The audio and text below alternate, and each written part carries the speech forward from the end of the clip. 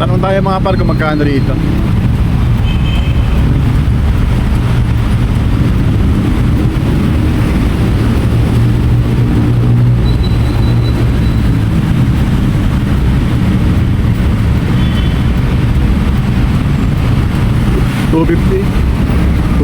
$200 daw mga par. Palit ng gulong dito mga par. So medyo namahalan tayo, lipat tayo sa kabila mga par. Dito sa may dating pinagpalitan natin mga par sa vulcanizing. Baka dito mas mura-mura mga par. Ito lang naman yung mga par, along dito sa may Don Antonio mga par. Palitan natin ng bagong gulong to si Max. Yung body natin. Dito mga par, parang tayo.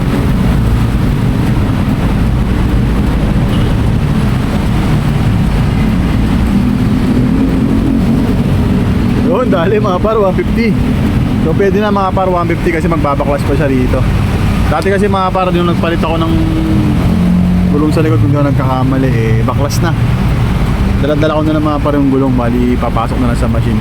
Ito kasi mga par, babaklasin pa niya rito. Kaya dala ko na dito yung motor mga par para isahan na lang. Mukhang mabait naman dito si Idol, yung gumagawa mga par. All goods. Kaya actually pangalawang gawa ko na rito. O kaya dun yun sa Capitol. Nakatanong yung Capitol, yung maraming piyesa raw, yung kompleto. Sabi ko dun sa Capitol. Medyo tumulong tayo dito kay Idol kasi medyo okay naman si Idol sa approach sa mga customer. Kaya dito, all goods dito mga par, malapit sa may PNB mga par, yung vulcanizing dito. Mura lang sila maningil dito mga par, tsaka ayos yung gawa rito. Yan, kaya tinulungan ko na rin dito si Idol. Hiram ako ng pang gayat. Tanggalin ko na rin cover para mas mabilis.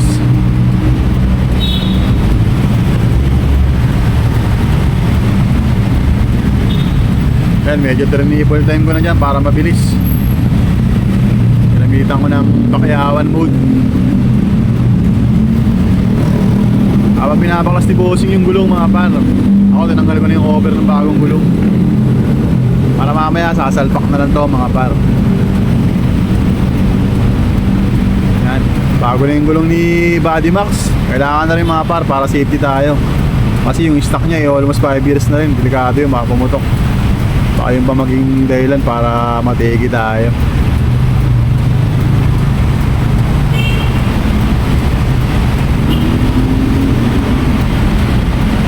Kaya dapat malaking talaga yung gulong na yan mga par. Pag alam yung luma na kahit makapal pa yan o ilang taon yan, palitan nyo na mga par.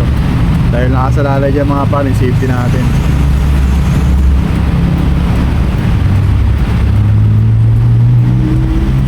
Ay mga par, nilalagyan na ni Idol ng mga sealant. Nilagyan ko na rin ng sealant mga par para safety na rin.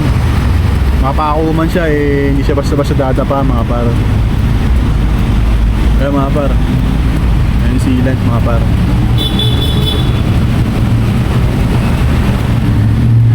Especially sa mga moto taxi dyan mga par, laging yung bantayin yung gulong nyo mga par.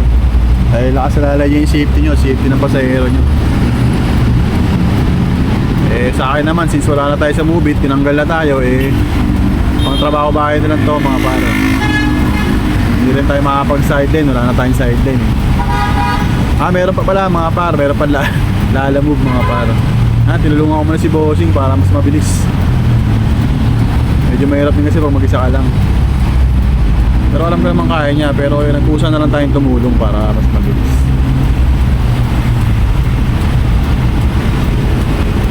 Nakakabit niya na mga par yung gulong. After niyan, go na tayo.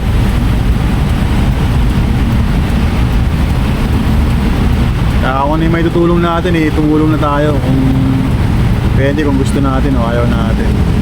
Ayan, tinulungan ko na dyan si Bossing para madaling i-shoot.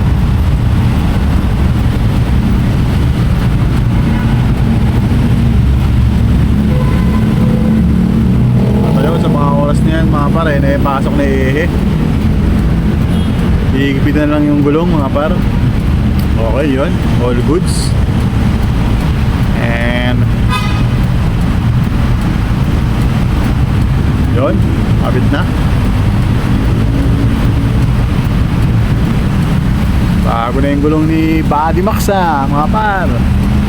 Ayun o, shoutout tayo dyan sa Panther Philippines, yung gulong. Salamat sa sponsor, Panther Philippines. Harap likod, naka-Panther mga par. All goods naman, makakapit. Same Panther na yan, harap and likod mga par. Thank you sa Panther Philippines, Panther Tires Philippines. Ayun, bayad na muna tayo. Tayo makaalis na mga par. 150 mga par. Balit ng bagong gulong. Dito lang yung mga par sa Don Antonio mga par. Malapit sa may PNB tapat. Ayun yung PNB mga par. Yan. Bossing, thank you ha. Thank you na marami. Ayos, all good sa pagkakagawa eh. Ganda mga approach, mabait ng mga idol, mabait. All goods mga par.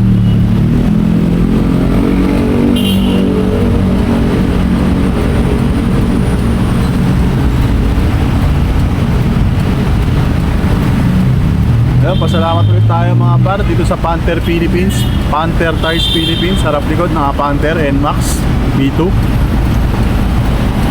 Thank you Panther Philippines.